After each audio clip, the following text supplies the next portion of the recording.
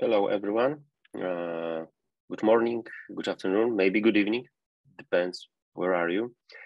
And so my name is Marcin Maciung, and I am the CEO and co-founder of the Lifeline Diag Laboratory from Europe, which specializes in elemental hair analysis.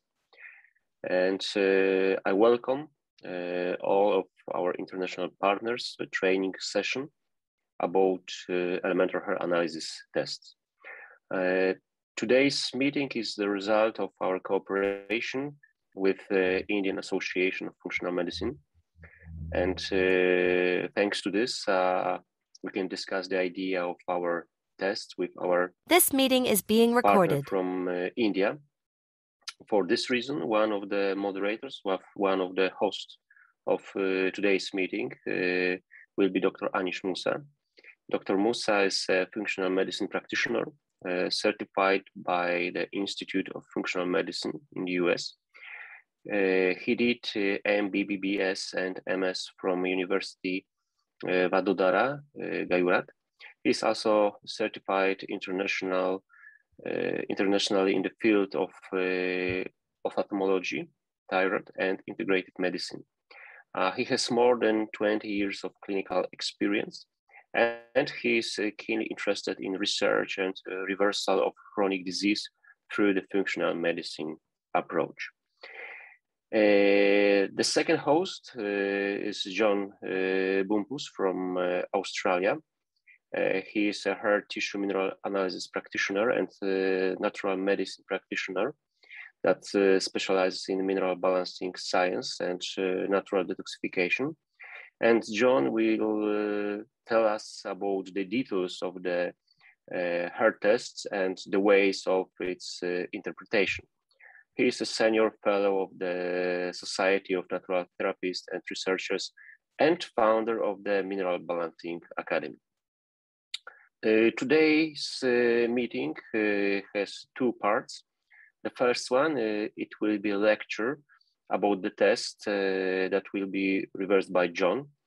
And the second part, the Q&A session, will be moderated by Dr. Musa. So I'm sure that it will be very valuable meeting for all of us. And let's start. John, it's a great honor to have you on today's meeting, and please start your presentation. Thank you. Very, very much appreciated. And thank you everyone for gathering today because we have a lot in store. Just wondering if I can share my screen maybe, and I can show slides.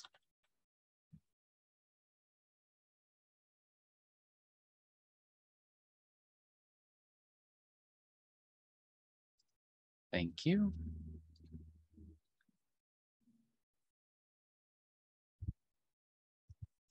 I imagine you guys can see the presentation now. Okay, cool. All right, so welcome again, everybody, for coming. Thank you to the Indian Association of Functional Medicine and Lifeline Diagnostics for bringing this presentation together and making it available to you guys. We have a lot to cover today, so hopefully it doesn't seem too overwhelming, but if you really need to, we will be sending the slides out to you guys as well if you feel like you need them. So I guess I should tell a little bit about me. Marcin already did a wonderful introduction, but he pretty much covered everything. The only thing I'd like to add is that we also do a free podcast that's available on YouTube. It's called the Mineral Minded Podcast, where we kind of specialize in talking about natural detoxification, but also natural medicine and hair tissue mineral analysis. And we try and gather a lot of practitioners in this field so that we can have a chat about, our unique perspectives together. Now, today we're going to be talking about elemental hair analysis. And if we're going to talk about it for those that might not be aware of what it is, I guess I should explain what it is. So elemental hair analysis is a functional screening test that measures the the nutrients and toxic elements that are present in a hair sample. And it indicates a lot of potential health issues and nutritional imbalances by pinpointing different element levels and ratios where it matters the most, which is the cellular level. Now, an elemental hair analysis is the term that Lifeline Diagnostics uses, and I will use it in this presentation, but if you do search a little bit more online, you'll find that people also use the term hair tissue mineral analysis, or HTMA. But I want to be clear that elemental hair analysis, HTMA, they are the same thing. So just so you guys know, if you feel like you're going to do further research after this presentation. Now, there are many different ways to read and interpret an elemental hair analysis, but they're not all the same. There's a couple of different camps on how to interpret this test, but I will say that just because they have a difference in interpretation doesn't mean that they produce the same results clinically. But when you use an elemental hair analysis through the mineral balancing perspectives, we can reveal at a simple glance, sometimes quicker than you would expect, especially if you have some experience with this test, a large amount of valuable clinical information that can relate to both physical and mental health. We won't get too much in detail as far as mineral balancing in this presentation, but I will say that a lot of the information we're going to be talking about today was originally developed in the United States by Dr. Paul Eck and Dr. David Watts in the 1970s and 1980s. So there's over 50 years of experience and interpretation and what these values mean and the information that comes up from it. Now, in my opinion, it does take several years of experience to really get comfortable using this test, at least to get the full gamut of what this test can offer. But my goal in this presentation is to really give you some information that you can start to use now clinically, as well as kind of get a taste for the full potential of hair testing. Now, the data from an elemental hair analysis, when properly interpreted, can offer really important insights into tissue nutritional status and imbalances. This includes excesses and deficiencies. We can also see not just overt deficiencies, but we can see relative deficiencies, which is a unique and forthcoming area of nutritional science. You can also get an idea about tissue heavy metal burdens or toxicities, and hair testing itself is often used for this purpose when most people use it, but it's only one aspect of the use of a hair tissue mineral analysis or an elemental hair analysis. We can also get a lot of insights into energy and vitality at the cellular level, nervous system activity, whether it's the parasympathetic activity of the autonomic nervous system or the sympathetic activity, and we can assess which dominance these individuals are experiencing over a period of time. Get insights on glandular function, primarily adrenal, but also thyroid. And this isn't blood thyroid test. This is a cellular level. So we'll get into this a little later, but it's not necessarily always the same. We can get insights on blood sugar regulation, digestion, and immune compromisations. And this is really unique because you don't always have to test which microorganism you're dealing with. You can get many insights with just a hair test. And we have also mentioned in the past already about psychological health. And there's really a lot more that you can also assess, but we'll just try and keep it onto one slide today. So generally, the information that's provided by an elemental hair analysis is used to identify metabolic trends, but it can be used in addition to other tests, especially if you're a licensed physician, which I know at least the Indian Association of Functional Medicine in this that are sitting in this situation. You can use a hair test in addition to other tests for diagnostic or trying to identify different diagnostic criteria.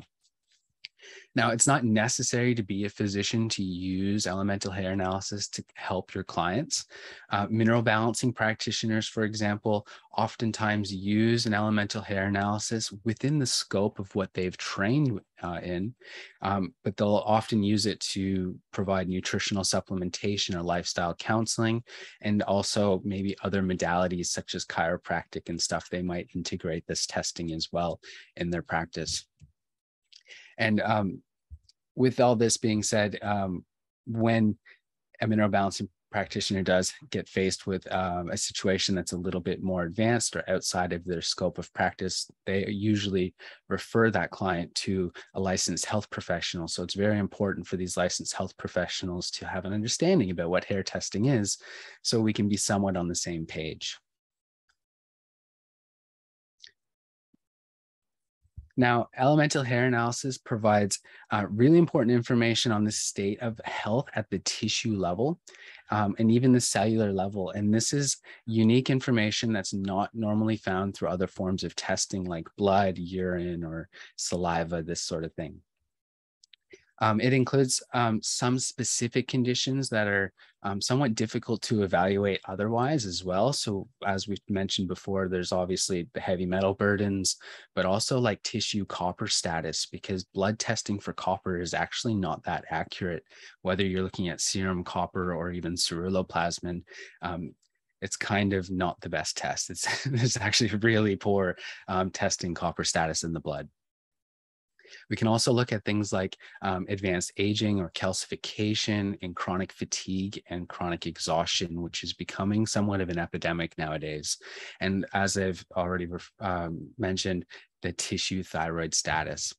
So it's somewhat invaluable in that its capacity to move the needle for those chronic health conditions that are oftentimes very difficult to improve otherwise, because it gives you insights that you wouldn't normally get from typical testing.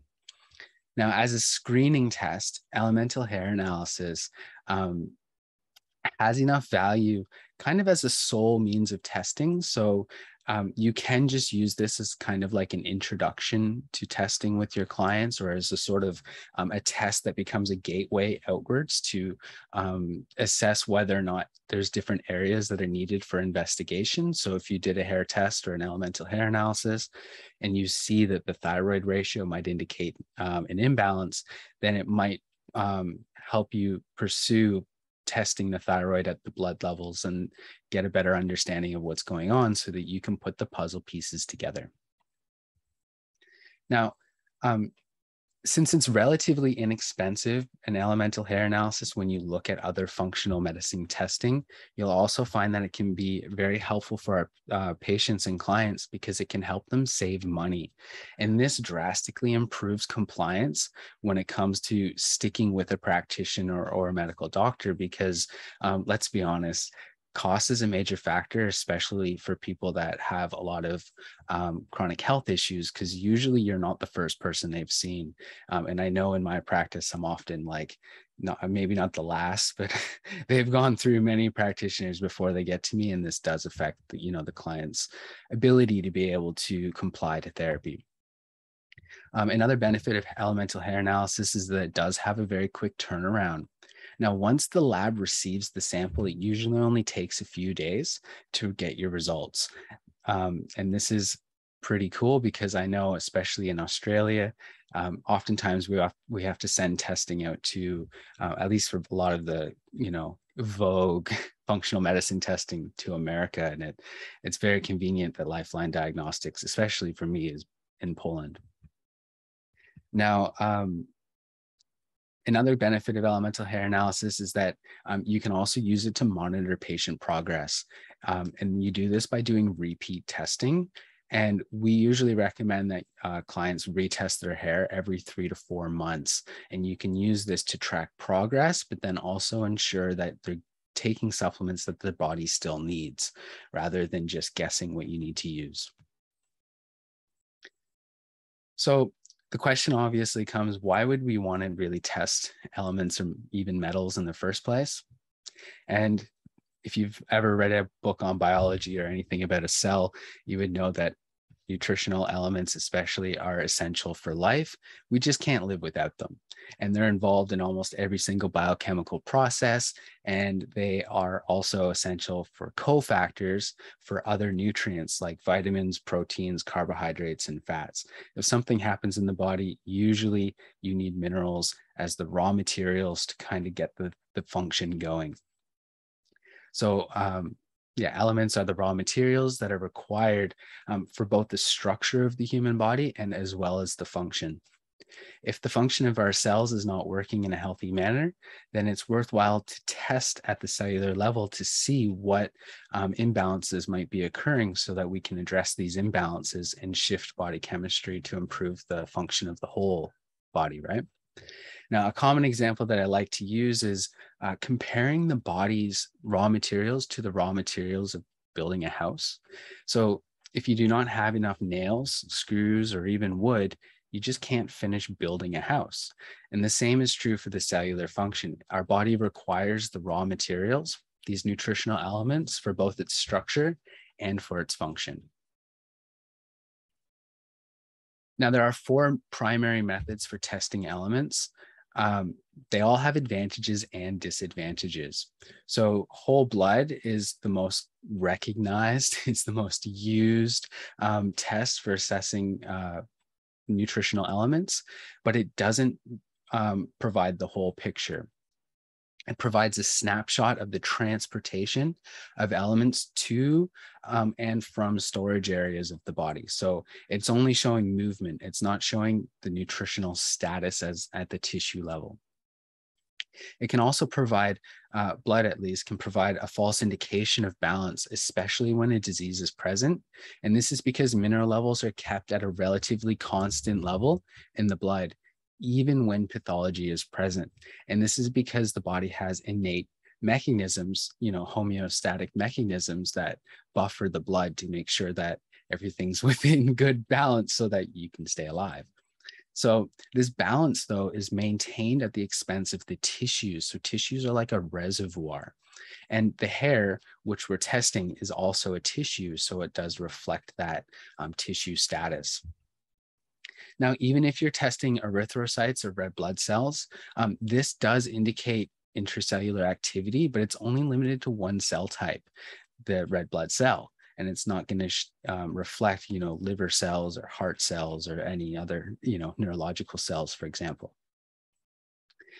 Testing urine as well is can be used to identify a person's tissue level, but it's not always ideal since it's only showing what's being eliminated from the body. It's like looking at a garbage bin on the side of the road. You can't always use the information from inside that garbage bin to assess what is in the person's home, right? The same as with urine, it's elimination. So it's what's leaving the body.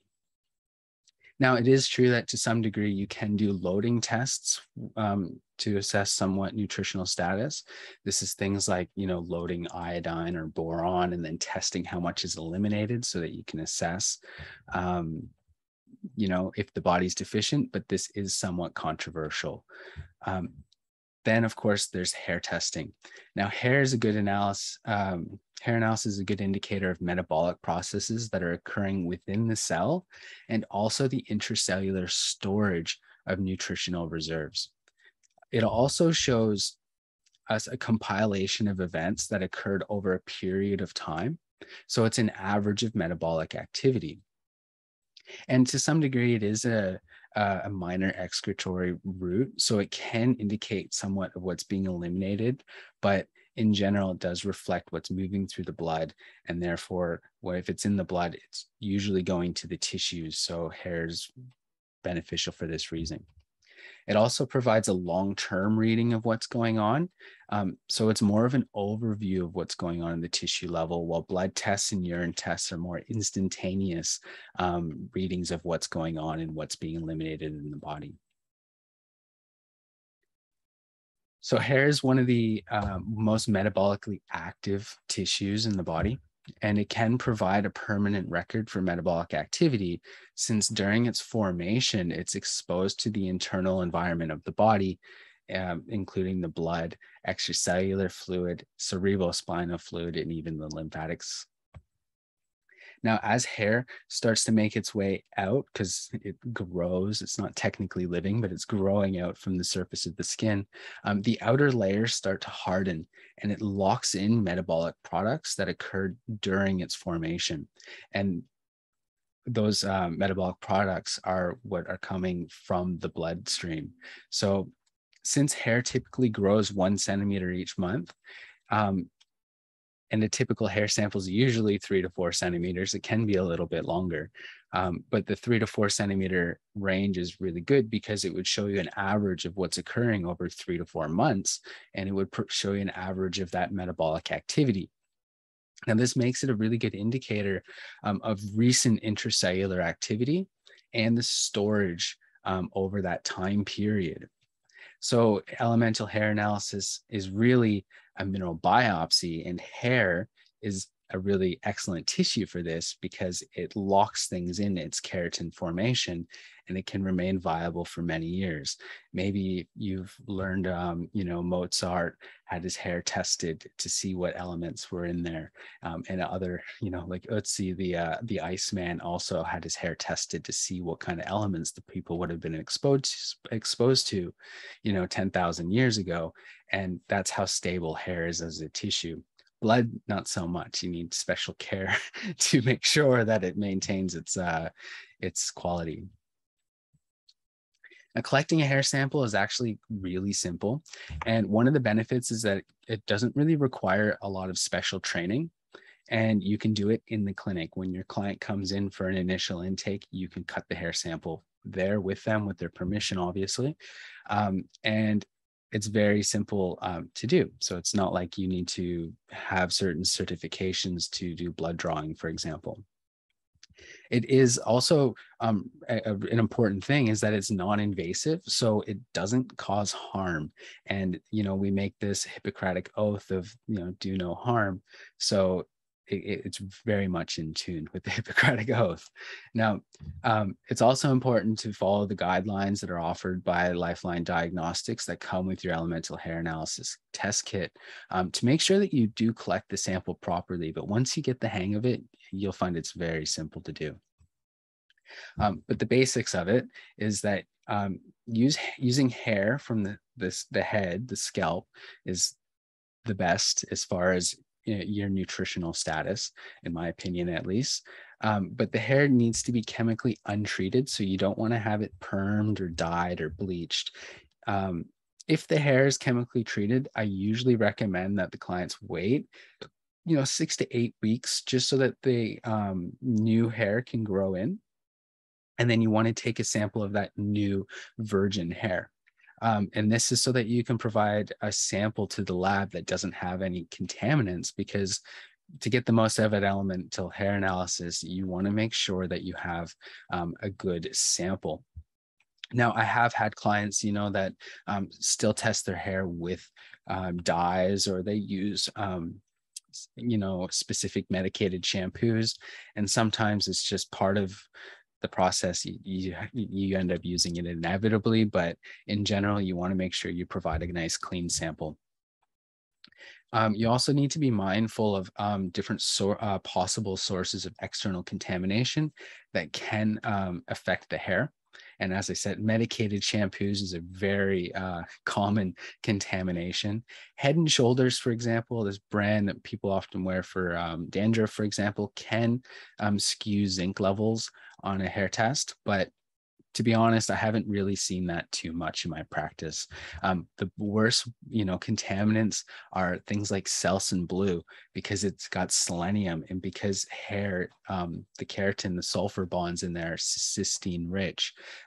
It just absorbs that selenium. So you'll often find very high selenium levels on hair tests when someone uses Selsun blue. Other really notorious ones are things like Grecian Formula, which is like a hair darkening shampoo, and Restoria is another one. And they use lead in the formation of the shampoo. For whatever reason, they say it's safe by putting lead on your hair, but it will contaminate the hair sample when you send it to the lab. And, you know, like you might get a message from Lifeline saying, this is very high. So just some things to keep in mind, that it definitely can have contaminations here. In general, because when you're doing a hair sample, you want to make sure that you do clean, dry hair, and you want to try and cut the sample somewhere between 4 to 12 hours after washing the hair, like you typically would with just a simple shampoo. Baby shampoo works really well, or even Dr. Bronner's is a brand name, or some sort of very simple soap. You don't need to use conditioner or any other hair product that's added to it, because this is all potential sources for contamination of the hair sample. Now, the hair itself, the best place to cut it is the occipital region, you know, just right around the ear, just above there, on the base of the skull. And usually the sample length is about 3 to 4 centimeters. And this is to help provide the most recent metabolic activity that's going on with your clients. But I will say that if you do a recent hair sample, 3 to 4 centimeters, and you find very elevated, say, arsenic or mercury, then you can actually test the hair further down to confirm if maybe it was just a recent exposure that they were exposed to over a 3 to 4 month period, or if it was a chronic exposure that the person might be exposed to. And then if you definitely find very high toxic metals, especially in someone, then you want to send a pubic hair sample to confirm that it's not just some sort of external contamination onto the scalp. Now, one of the benefits of using Lifeline Diagnostics is that, you know, the lab protocol really matters. So once the hair reaches the laboratory, it's important to emphasize that that the labs that you use to test your hair shouldn't wash the sample. And if you do the proper sample protocol that we've mentioned, you know, using clean hair 4 to 8 hours after washing it, they shouldn't need to wash it at the lab. Now, the reason for this is that excessive washing at the lab itself can wash away a lot of extracellular elements that are meant to be a normal they're meant to be on the hair as part of the normal composition. So this can affect things like sodium levels, but even potassium levels on the hair test. And it can, well, really, it can affect mostly electrolytes. But we find, and as we go forward when we get into ratios, you'll find that these are very important when it comes to the assessment of an individual's health. Now, this is also important because different labs have different protocols, and some might wash it 6 times, some might do it 8 times, some might use an acetone or Triton X or something, and the other lab won't. So that there can be inconsistencies in results, which obviously causes issues if every lab's doing different protocols. So not washing it creates a nice level playing field for everybody to have accurate results of what the hair indicates. So to obtain the most, important, the most relevant information, we want to make sure that we're using samples that haven't been washed at the lab. And Lifeline Diagnostic has assured me that they don't wash the sample, so this is ideal. So if you use a Lifeline Diagnostic elemental hair analysis for your hair samples, you can use the interpretation information that I will be presenting today. So let's dive into some of the information to help you interpret the results of an elemental hair analysis. Now, as I mentioned earlier, it does take a lot of experience to really learn all of this information, but today I will try and cover some things that you can start to use in your practice immediately. Now, elemental hair analysis offers, I can't emphasize enough, very highly valuable data clinically, because but it needs to be interpreted properly.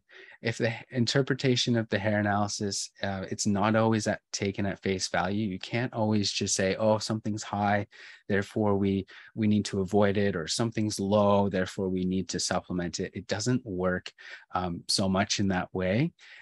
So it's not very intuitive at first. So the learning curve can be a little bit stark initially. But the elemental hair analysis, one of the things we need to make sure that we say is that it doesn't measure the total body content of any element. So you won't ever do a hair test and be able to assess, a total mercury load for an individual or something.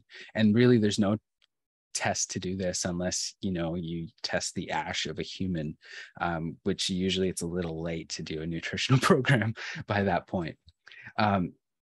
Now, it is important also to remember that the levels of the elements that are found in the hair are an average of what happens over a period of time. So it's over that usually 3 to 4 centimeter, 3 to 4 month kind of period of time. So every time we do a hair test, we're kind of looking a little bit into the past and using that information to shift the person in the future. Now, one of the biggest mistakes that practitioners that aren't trained in elemental hair analysis is that they read the levels at face values, as I said, meaning that if they see high calcium, then they might evaluate this and say, well, a person has excess calcium in the body, so maybe we won't use it as a supplement, or you should avoid anything that's high in calcium, because honestly, it's often the opposite of that. Usually when you find an elevated element, oftentimes, not always, it does mean that you need to incorporate it in the person's nutritional program, because it's often seen as a loss or a biounavailability or a compensation or a protective mechanism why it's elevated. Or you find something, an untrained practitioner might see a very low iron level. And oftentimes, especially clients, they're always looking at iron because it seems to be the most common one that people know about. But they presume that because their iron level's low, that they're likely anemic. And this can lead to some practitioners wanting to recommend iron supplementation, which might not actually be necessary. So it does take some time to learn this, and I don't want to try and overcomplicate it, but oftentimes you don't need to use iron supplementation to improve an iron status in the body. Oftentimes you need copper or B vitamins, or you need to improve the biochemical balance and nutritional cofactors so that iron can work better. So please keep in mind that whether or not you have a high or low level on an elemental hair analysis, it doesn't automatically mean you have high or low levels in the tissues, and that they can appear high or low for many different reasons. Very often it's the case that we should supplement the thing that's elevated, and oftentimes you don't always need to supplement what's low. So trying to interpret mineral levels as they appear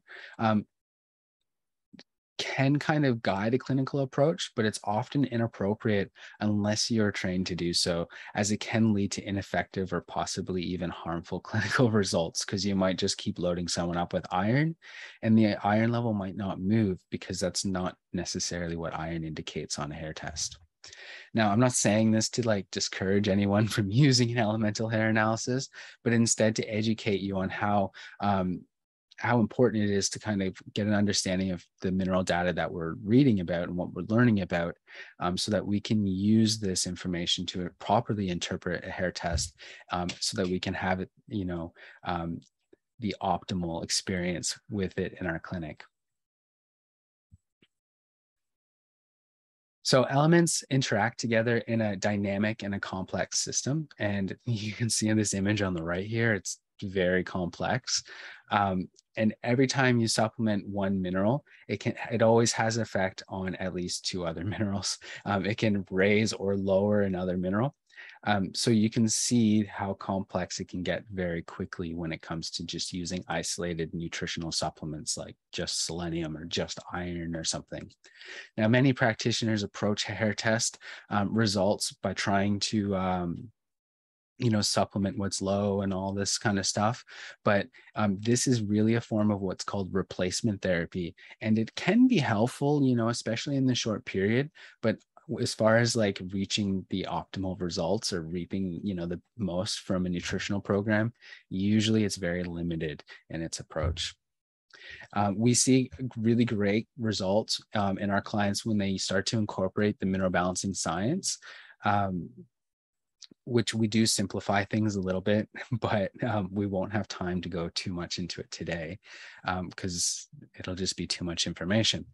But I will say that clients can notice some benefits quite quickly, but it does take a lot of time to really improve a lot of chronic conditions because shifting tissue element status is not very quick.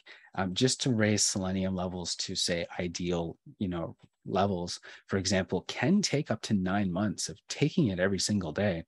And that's like, you don't often want to go quicker than that, because if you take too high a doses of things, you can have negative experiences as side effects from doing so. So it does take a little while, but oftentimes you will notice improvements in your clients in the short period, while there's these longer lasting improvements in the long run as well. Now, the scope of what I can cover today is quite limited. I'm trying to cover as much as we can today. But I wanted to spend some time on ratios. And the reason why I wanted to spend time on ratios is because it has the most meaningful information as far as our integrating hair testing into our practice. Now, we need to remember that this information will only be relevant for the hair samples that are being tested at labs that don't wash the hair. So please, if you use a different lab that does wash the hair, I would honestly probably just disregard this information, because it will affect a lot of the electrolyte levels here. Now, the elemental ratios are amazing as far as, a parameter for health. It is a very simple thing, really. It's a very simple mathematical equation where you take two numerical levels of any two elements. So, for example, you can have a calcium level of 1,000 parts per million and a potassium level of 50 parts per million.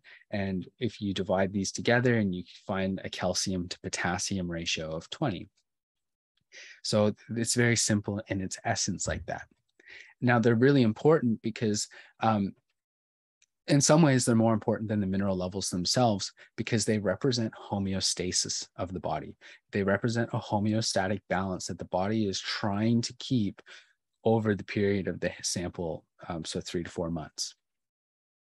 Now, while most people focus on just single nutritional deficiencies, like, oh, you're deficient in zinc or magnesium, the truth of it is that individual nutritional deficiencies are quite rare. What's more common is nutritional imbalances. So you can have relative deficiencies. Now, for example, as you can see illustrated on this diagram on the left here, that when calcium, for example, when tissue calcium levels start to lower, this often increases magnesium tissue levels. And this can improve or contribute to an imbalance between calcium to magnesium, right? The ratio.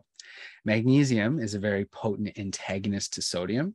So taking magnesium can often lower sodium levels on a hair test, but this can also has another effect on potassium. So it can raise potassium.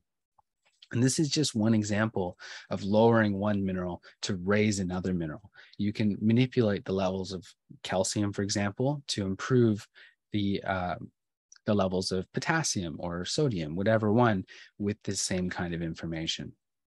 Now, this is just one example. And in actuality, each element will affect at least 2 minerals and 2 vitamins. And it kind of goes out like, fractals.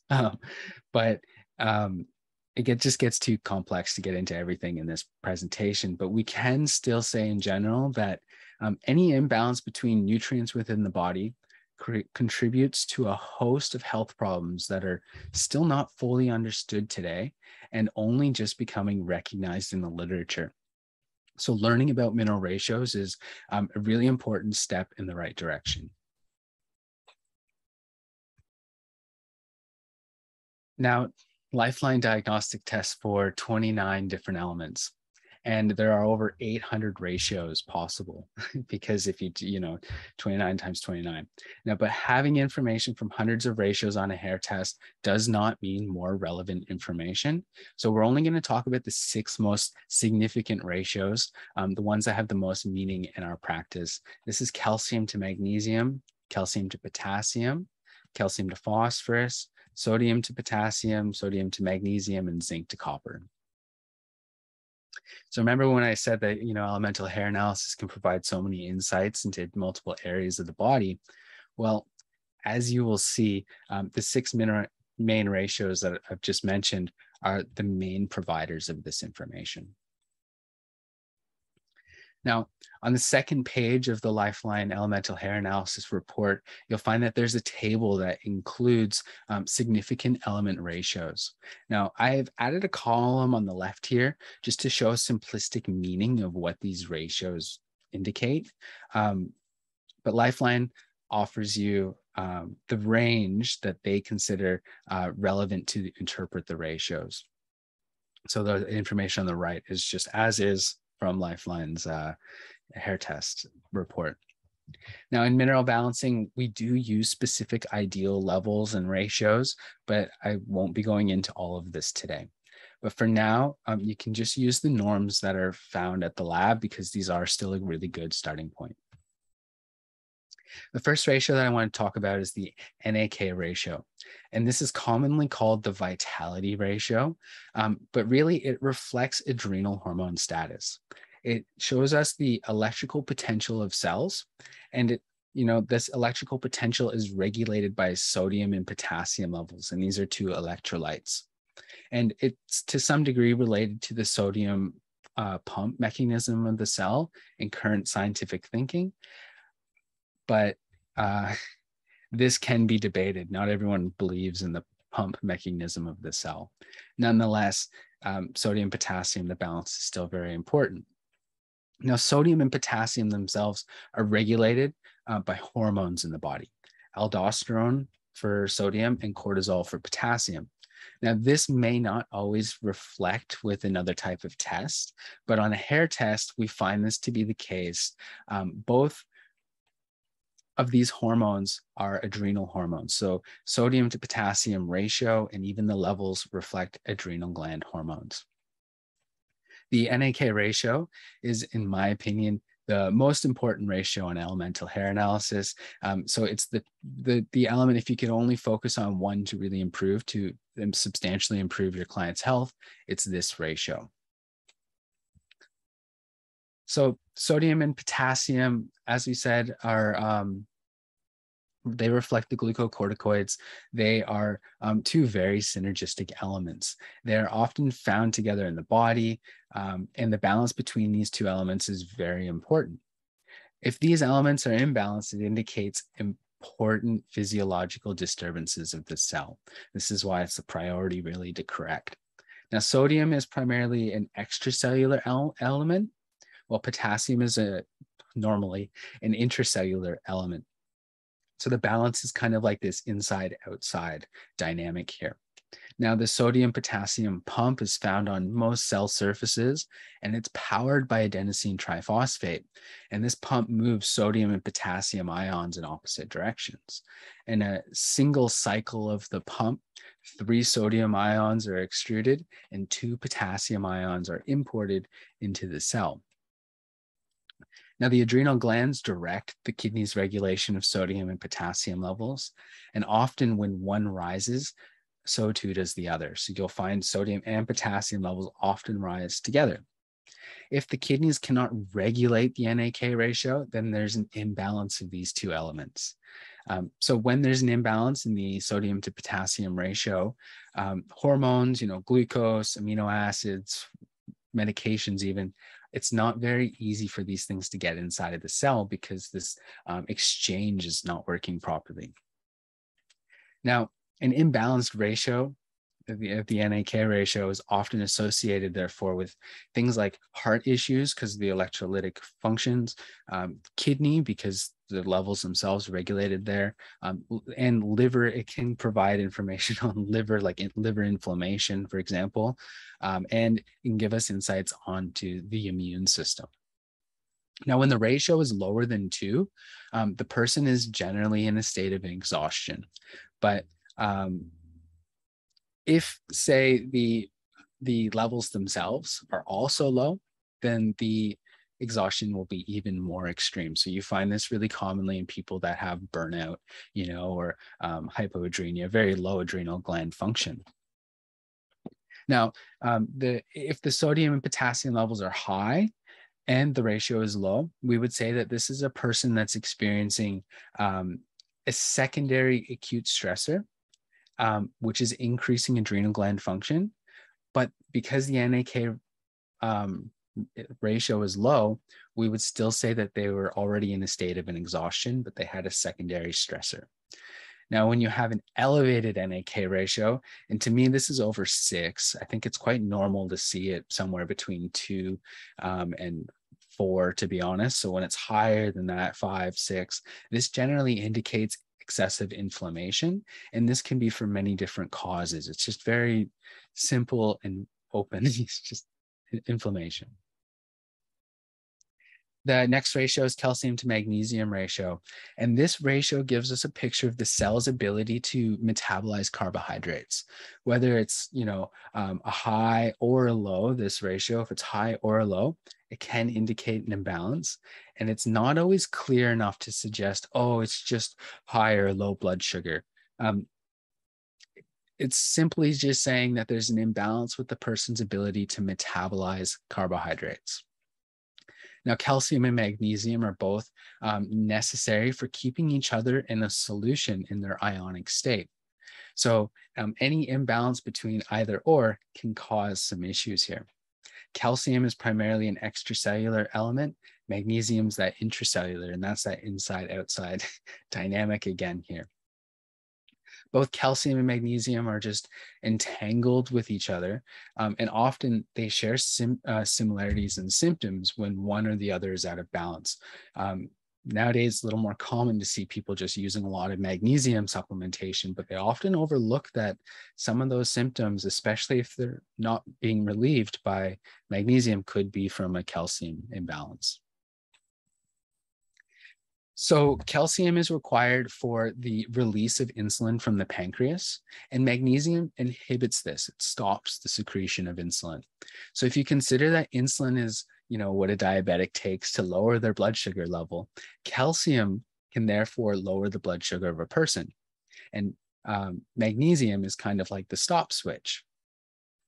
Both high and a low calcium magnesium ratios are very much correlated with this same kind of symptomatology. In general, it's just an impairment of glucose metabolism, and this usually results in functional hypoglycemia or low blood sugar, or dysinsulinism, which is unstable blood sugar, and hyperglycemia or high blood sugar, diabetes, right? Now, generally a high ratio is due to consuming too much carbohydrates, and a low ratio is due to hypoglycemia. But I will say that it's just not that always that simple. It's just not always the case.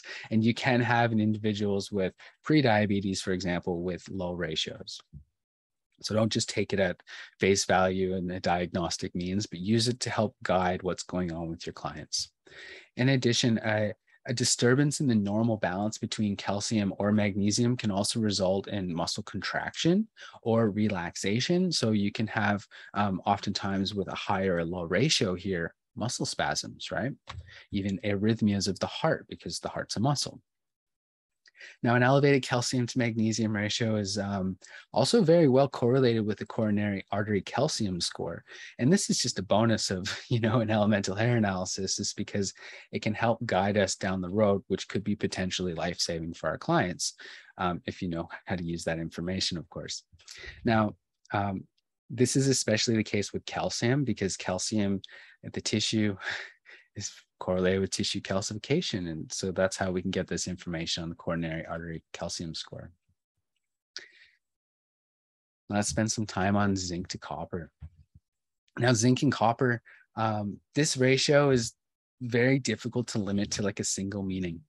It could be called the hormone ratio because, progesterone and estrogen balance, or testosterone and estrogen. It could be the brain ratio, whether or not you're using primarily neocortical function or the diencephalon. It could be the heart ratio or even the infection ratio. But it's much more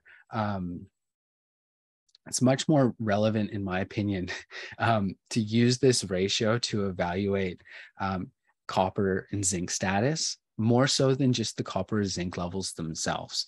So you will often find an elevated zinc to copper or a low zinc to copper, and this can give us indication of whether or not we want to use more zinc or more copper to help shift this ratio in the right balance. Now, both elements are related to the antioxidant activity of superoxide dismutase, and that's a very potent enzyme in the body and anti-inflammatory indicator. So getting a good balance of zinc to copper is very important, especially with people with chronic inflammation. Zinc, as far as hormones, it oftentimes correlates with progesterone, especially in women, but to some degree it can be as well in men. But zinc usually is correlated with testosterone in men. And it can technically also indicate that in a female. Copper is generally reflecting estrogen. And so we can often find that some people have imbalances, right? Estrogen is not just a female thing. You can have men that have higher estrogen levels than females and females with higher testosterone than men. And you can use a hair test to kind of figure this out a little bit. Now, what's most important is that there must be a balance between, copper and zinc. When an imbalance occurs, then a person becomes more prone to infections. And this is very relevant in today's age, especially when everybody is taking excessive amounts of, say, zinc, because it can affect your copper status. Now,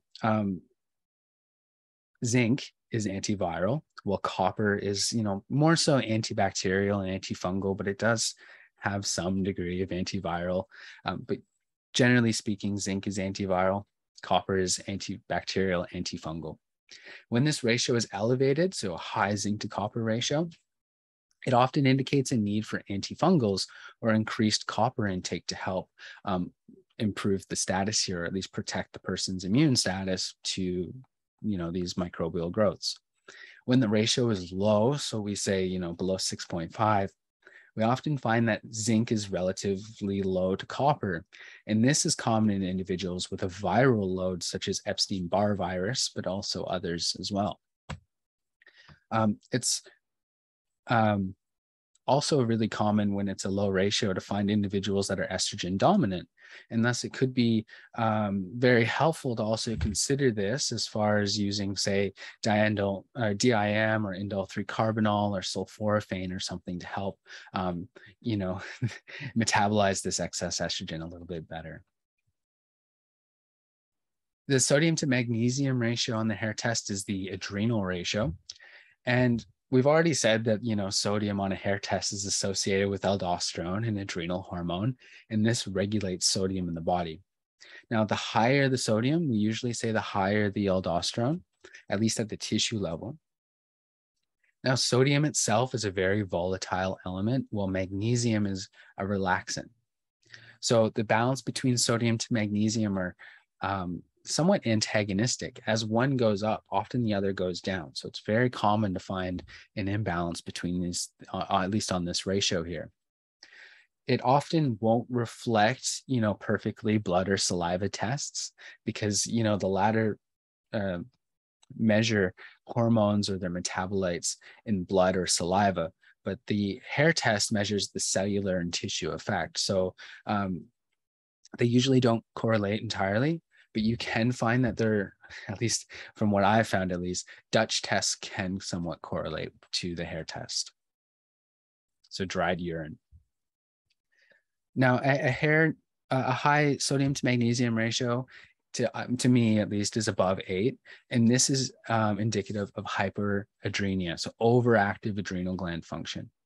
It's not extremely common to find this in modern day, but you do see it, especially in individuals that had a lot of stress that's going on. Usually it's before their adrenal gland function depletes.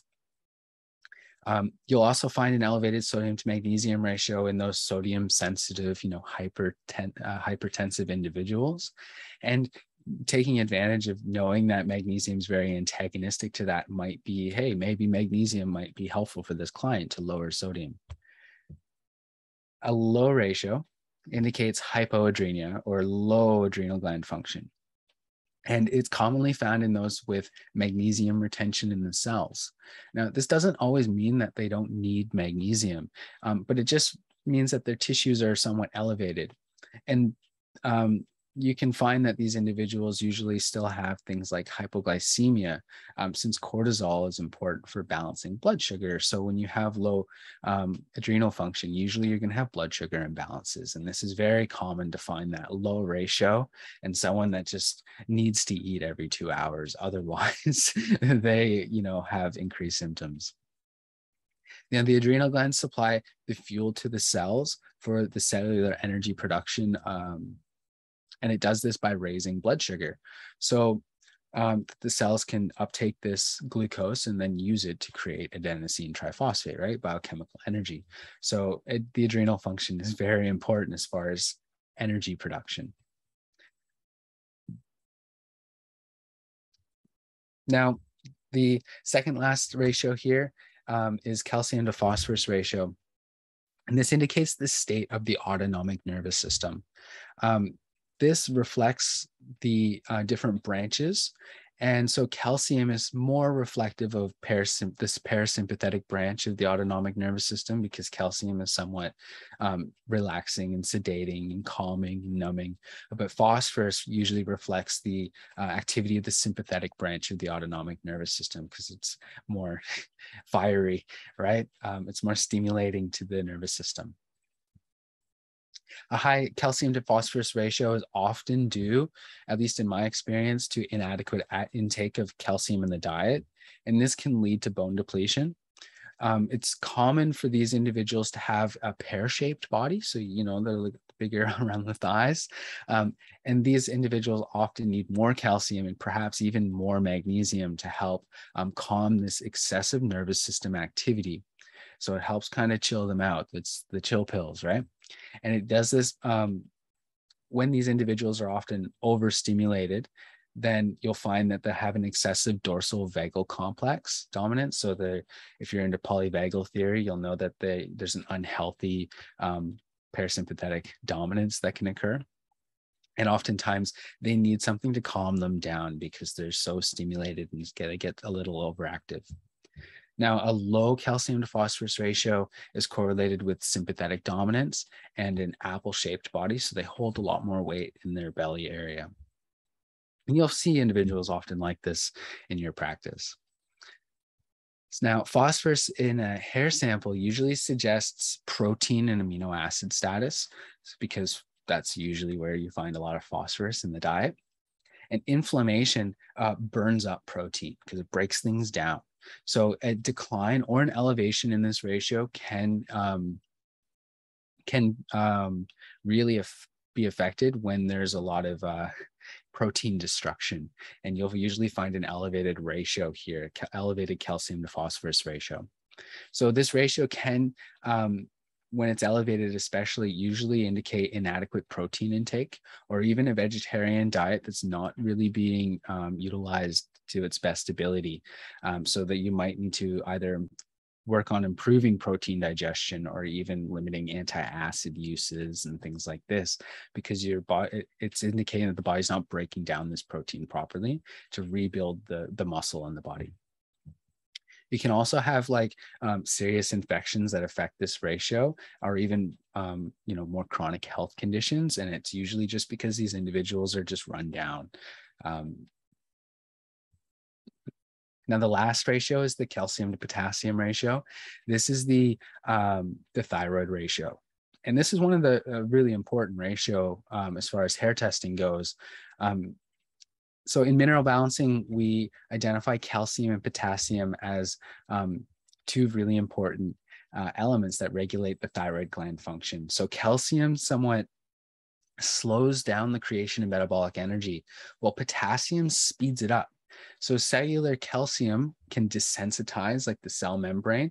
So it's like blocks the ability of the cell to receive thyroid hormone from the blood. So you often find elevated levels of hormones in the blood, but the cellular level, it's very low because they can't get in because of this calcification that occurs. Well, potassium increases the sensitization of the cell membrane and therefore increases this thyroid hormone uptake into the cell. So the better potassium levels, the more overactive thyroid you can actually have.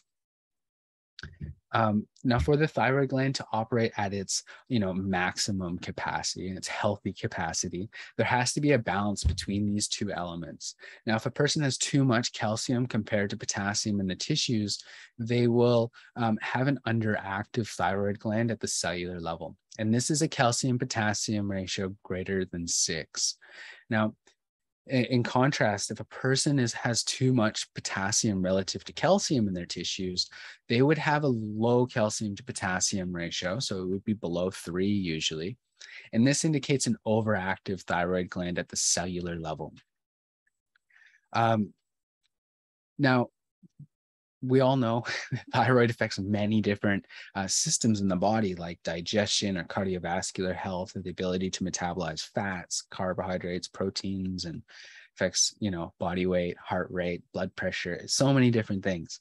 So getting an understanding of this calcium potassium ratio can provide a lot of insights into helping our clients. Now, I will say that it often doesn't always correlate with the blood thyroid tests because hair is a tissue, but blood tests usually often indicate a normal thyroid status for most people unless their thyroid is really out of balance. Whereas an elemental hair analysis will often indicate an imbalance in the thyroid function before these blood tests will. And oftentimes you'll find these clients come to you, they want their thyroid test because they have all the symptoms, but the blood test doesn't say anything. Well, oftentimes you'll find the hair test does, and you can start to address it before it becomes a big problem. And this is one of the major values of going to a functional medicine practitioner. Now, ratios can also be a really good indicator to assess an individual's progress. So, of course, you have to take into account, the rest of the test as well, but including the levels, mineral levels, but and symptoms. But oftentimes an improvement in ratios usually show an improvement in the person's metabolic functions and the homeostatic mechanisms. Now, I will say that very often you will have at least one ratio that looks worse, and this is kind of just the nature of the balancing process. When you start to work with things, you're bound to have one or two ratios that look a little worse, and person might feel a lot better. But it doesn't usually indicate that a person is just worsening in their health or symptoms if this occurs. Another factor with worsening of a ratio is that toxic metal elimination can skew the results on a test. And this is very common, for example, with like elevations of cadmium or mercury or copper, and pretty much every other mineral, can have an effect on other mineral status. But the ones I mentioned, cadmium, mercury, copper, iron, manganese, aluminium, nickel, these all can temporarily raise the sodium level on a hair test, and therefore it can impact the NAK ratio, the sodium to potassium, and the sodium to magnesium ratio. So that vitality ratio and that adrenal gland ratio. All right, so let's put some of this information together onto, what we're going to use it on the example of the elemental hair analysis, because I'm not going to share a live case study today, but let's put it together on the Lifeline sample report here. So if we look at the NAK ratio here, we can see that the ratio is low. It indicates low adrenal gland function, often chronic fatigue, but not always. And we can also assume that there's going to be a low hydrochloric acid function when this ratio is low. So, with this information, we can often say, hey, a low NAK ratio, there's probably immune compromisation or some dysbiosis, low hydrochloric acid function, low adrenal function or fatigue. And you could use this kind of information to gauge, hey, maybe we should be using betaine HCl or some sort of hydrochloric acid supplement to help improve this balance here. Now the calcium to magnesium ratio, we can see, the ratio is too high, which often suggests that there's a relative magnesium deficiency and that the person may be consuming a little bit too much carbohydrates. We might be able to also use this to indicate, risk for coronary calcium, and we could suggest, investigating this further with other testing, especially if the calcium level itself is elevated. So if we look at the levels, we can see that while this is outside, the normal reference range, the level is elevated, but I'll be honest, it can be way higher than this number here. You can have it upwards of 2,000 parts per million and even beyond, especially in individuals that are very fatigued. But calcium levels are a really good indicator of tissue calcium. And the higher the calcium level, the more difficult it is for nutrients, drugs, and even hormones to permeate the cell wall because it's calcified. It's like, a crustacean shell protecting. Now, the more calcified tissue, the more likely you'll find that glucose can't properly get into the cell. So you'll find that elevated blood sugar. We can also check the other levels of other elements that are known to be important for blood sugar metabolism, such as chromium, manganese, and even vanadium. And you can see that all these levels are low. So when we're working on correcting these elements to improve the person's carbohydrate intolerance, we can also see that, the calcium magnesium ratio is elevated, but also you need to work on the manganese, you need to work on the vanadium and the chromium. And these could be a means of supplementing these nutrients to help improve the person's carbohydrate tolerance. Now, the zinc to copper ratio for this individual, the norm at the lab says somewhere between 6.4 and 9.6. We can see that this patient's results 17. So this ratio is high, and this can indicate a relative copper deficiency. Now, copper may be an important supplement also because it can help improve a sodium to potassium ratio due to it being antifungal and antibacterial, because those are properties of copper, and because supplementing copper itself can raise sodium on a hair test. So it can be a very important nutrient to use to help shift the body chemistry in the right direction. Now, a low sodium to magnesium ratio usually suggests low adrenal gland function. We've talked about this quite a few times with sodium and the importance of sodium as an adrenal glucocorticoid. So when we see the low adrenal gland ratio here, we can also say, hey, this agrees with the findings that we found with the sodium potassium ratio, where there's likely fatigue or even some exhaustion going on. Now, when you do find a low adrenal gland ratio, you can use this information to help provide, maybe an adrenal glandular to help support the adrenal function in the body, because it's helps like. Or you can use a herb to help support the adrenal gland function to either stimulate the adrenal gland to kind of get the hormones working a little bit better here. You'll find that this calcium to phosphorus ratio on this example client here is slightly elevated. It's not too far out of balance. This can indicate increased need for phosphorus. So you might make a recommendation, hey, maybe more proteins needed. Of course, we know they need digestive support, so we want to provide that digestive support to help break down that protein. Or you can use this information to say, hey, maybe there might be somewhat of a calcium deficiency that's causing the calcium to be elevated because of an overactive parathyroid gland function. And in this case, you would say, hey, let's maybe use like calcium phosphate or some sort of calcium that provides phosphorus as well to help normalize the parathyroid function. Now, if you recall earlier, I mentioned how you cannot always just look at an element level at face value. So calcium is an excellent example of this. Now, calcium levels on an elemental hair analysis is actually high, usually because of something called biounavailability. So when there's a biounavailability of a nutrient, you can have elevated levels in some areas of the body, while it's low in other areas of the body. So elevated calcium on a hair test often indicates buildup of calcium in the soft tissues. And the higher the calcium level, the more prevalent this tissue calcification is. So the calcium level appears high in the hair, but the person's bone is very likely being depleted of calcium by a parathyroid hormone to maintain blood homeostasis.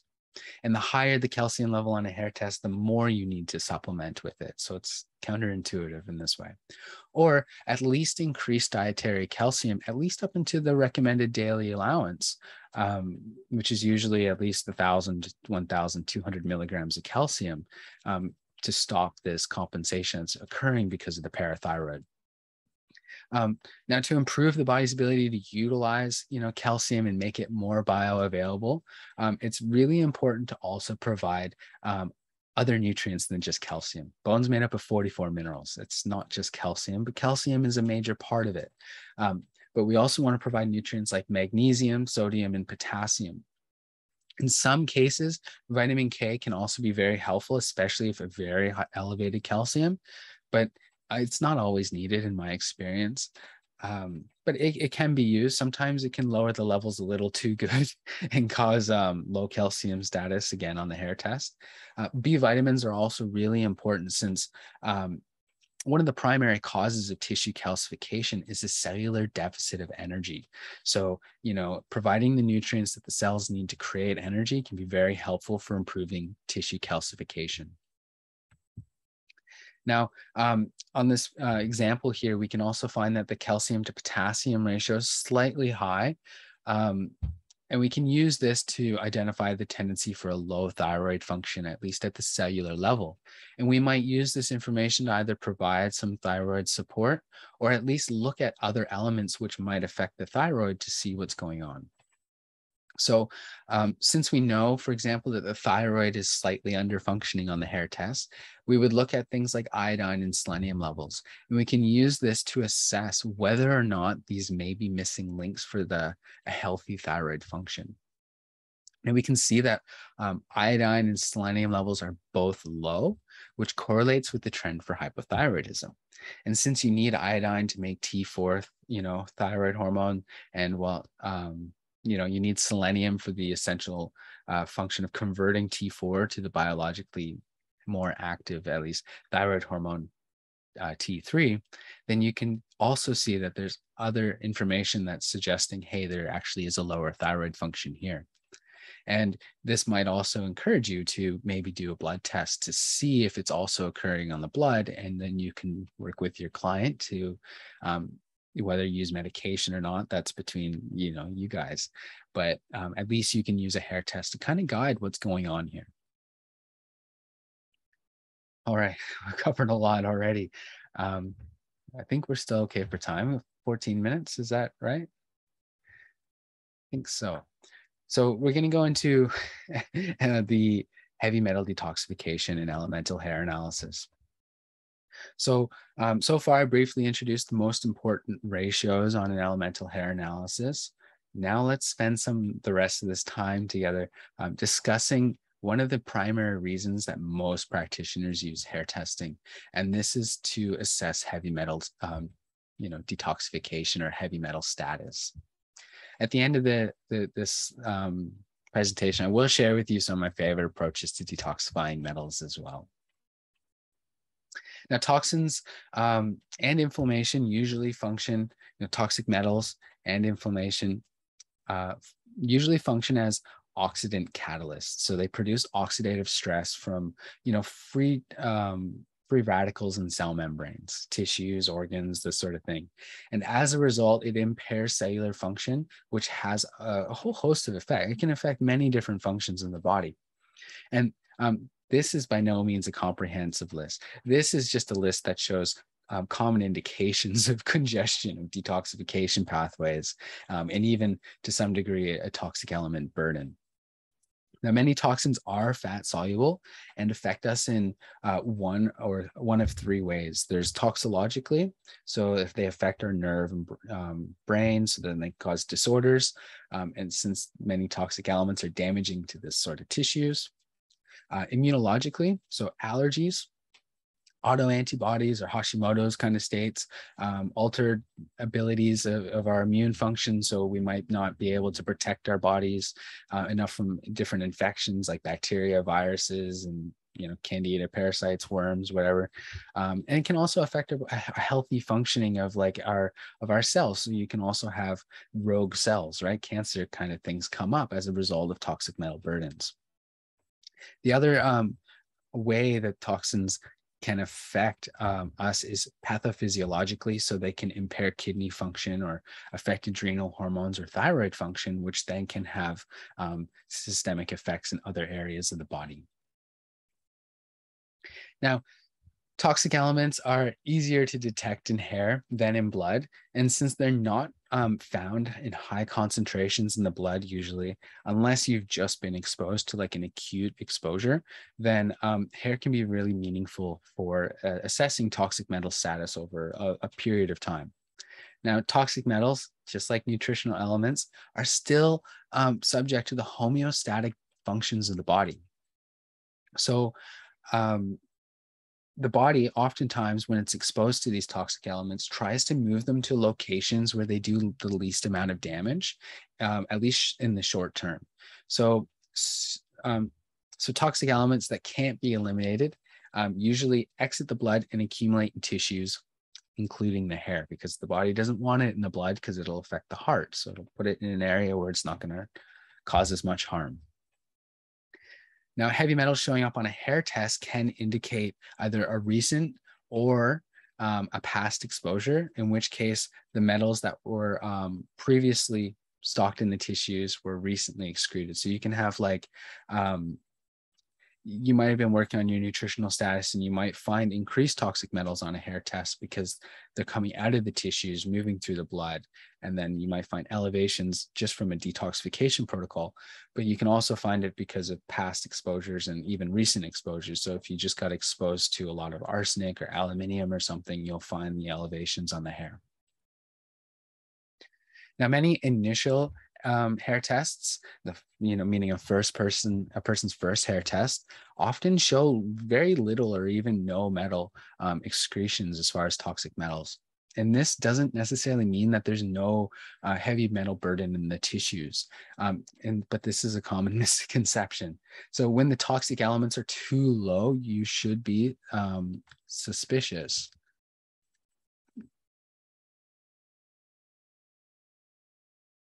Am I still presenting or?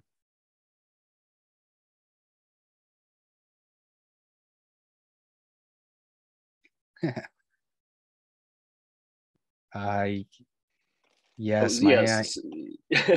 Sorry, Johnny. Pablo needs to add me to this conversation because we need to go to the end of the presentation. So no just worries. 2 minutes more, okay? 2 minutes? And so Pablo, please, 2-3 minutes because we have the second part with Q&A. Okay, yeah, that's fine. That's fine, totally fine. Okay. So Pablo, please give John opportunity to share the screen.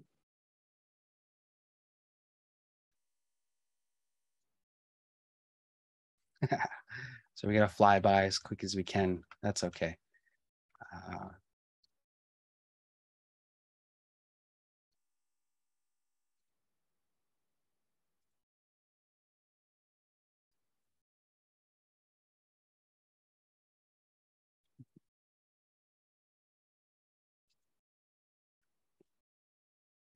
Okay, so yeah, oftentimes you'll find that individuals don't have very high toxic metals.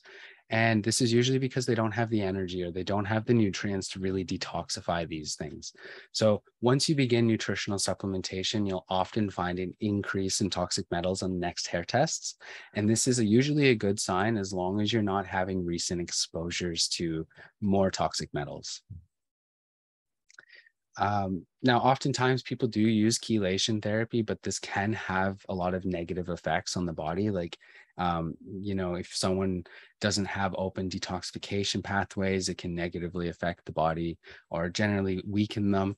And the better way of kind of approaching this is by using nutritional support to really help open up detoxification pathways, improve cellular function, and even antagonize the function at the cellular level and block the absorption and this kind of thing.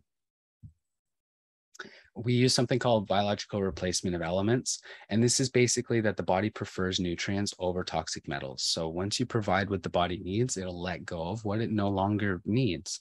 And it's a very natural approach to detoxification. Now, oftentimes you'll find, for example, calcium and lead being displaced by each other. So this is just one common example and why we can find people having a depletion in bone and then a buildup of things like toxic metals of lead that start to accumulate in the bone. Now, when we really start to improve a person's body with nutritional functions, with nutritional supplementation, we will usually find toxic metals start to come out. And therefore, usually we say it's either being released from the bone or from the tissues. And oftentimes you can have negative symptoms that occur as a result of using a nutritional program. Now, this is a wheel that I put together, and this is basically to outline simple nutritional antagonisms that are backed by clinical studies, things that are freely available on PubMed. And you can use this information if you find your clients are high in toxic metals. You can use them to shift the body chemistry in the right way. So if someone has a lot of lead, you can use selenium or vitamin C or even iron to block this lead in the body. And it works in this way. And you can find this on our website, mineralbalancing.org. So that concludes our presentation. So if you're interested in learning more about hair testing, I offer a lot of free information on mineralbalancing.org. And of course, we have our podcast on YouTube. We also, use a lot of this information in our own practice. So I know that it is very meaningful.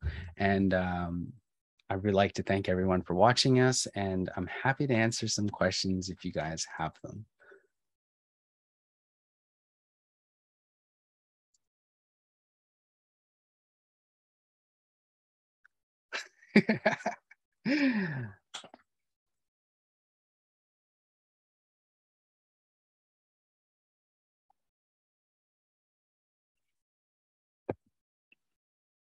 Thank you very much, John. It was a great presentation. I think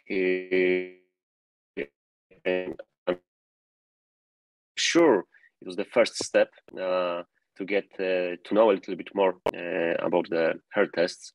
So thank you very much. And now we'll go to the Q&A session with Dr. Musa. So Dr. Musa, please join us and provide this part. Yes, thank you very much. If you allowed my video to share.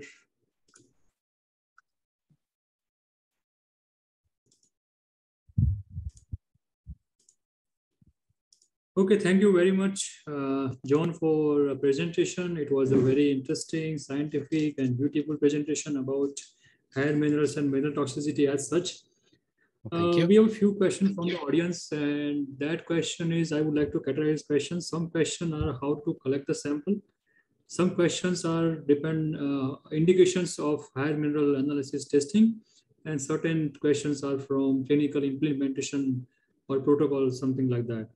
So I would like to start with the question, as you mentioned that, we have to collect the hair sample. So somebody is asking the question that can we collect a hair sample that is already lost? So example, somebody having a hair loss, and we can collect the lost hair as a sample, or we should take a new fresh sample? So there's a big challenge with this. So if you use lost hair, it can be often very long, and it's hard to tell which side was the area closest to the scalp that was lost. So it wouldn't provide the best information, in my opinion, to use hair that's been shed. It's best to use the hair that's closest to the scalp that and cut the sample You can grow your hair nice and long, and it can be very, lovely, and still do hair testing. And I know this because my wife had her hair very long, and she does testing regularly. But the best way is to just keep testing in the same spot. That means you have to collect a fresh hair sample. That is the best way to go for testing. Also, somebody is asking the question like, if somebody using a swimming pool that contain a chlorine, so how often we have to wait before we collect a sample? So for chlorine, chlorine or somebody using a swimming pool that affect the results of analysis, or we have to wait for certain time, then we collect a sample? I don't think that it would really affect any levels that are tested at Lifeline. I think it can affect levels that, if they would test it for chlorine, maybe one day they will test for these noble, elements. But what you're more likely to find is sometimes people use things like copper in the pools, and that can definitely contaminate the sample, but I wouldn't worry about just chlorine. But if you have a high copper level, you might want to investigate to see if that's the culprit, because no matter how much washing you do, it's contaminated. It'll always just be high. Yeah. And also another question from my side is, if we have to wash the hair with water before we collecting a sample, or it's just any time we can collect a sample? As you mentioned that we should not use a medicated shampoo, I know, but is the simple water cleaning of the hair is essential, or it's just an optional part?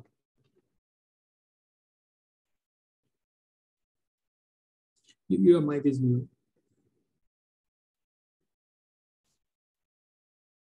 John, you are in mute.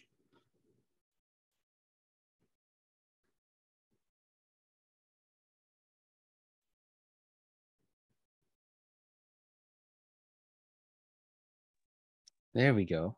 Sorry, I muted. I shouldn't have. Could you say the question again? I was panicking because I muted myself. Is just washing the hair with simple water is required, or it's just optional part? And we typical water, typical water does work. You can if it depends how picky you are, you can have hard water and soft water, or even water that's gone through a water softener. Those can impact the results. More often the water softener, I find, does, but it can impact the results, especially if you are wondering why you have a high calcium and you can't seem to get it down. You might want to consider that. The best way really is distilled water, or like reverse osmosis water, chemically pure water. But when you work with clients, usually the harder it is to do the sample, the less likely they're going to want to do it. So, yeah. Yeah, so best way is to not clean the hair, and just in the morning, once you wake up, just collect the hair. That's it. Like, sample is better to have it. And even if it might have some contaminant, you can always ask them, hey, do you have calcium buildup in your kettle or something? And if they do, might be the common source for the calcium. And so another question is from clinical indication of this kind of testing. So as you mentioned in your slide that sometimes the result doesn't reflect the body status of the minerals, like you mentioned in the calcium. So what are the real indication where we, just go for this kind of testing, hair mineral analysis testing? So it just in general, it can be very helpful, but the more you learn, usually the more complicated things get, right? Very often you can take them at not entirely face value, but if you find an elevated level with calcium or something, I definitely would consider that to be an elevation.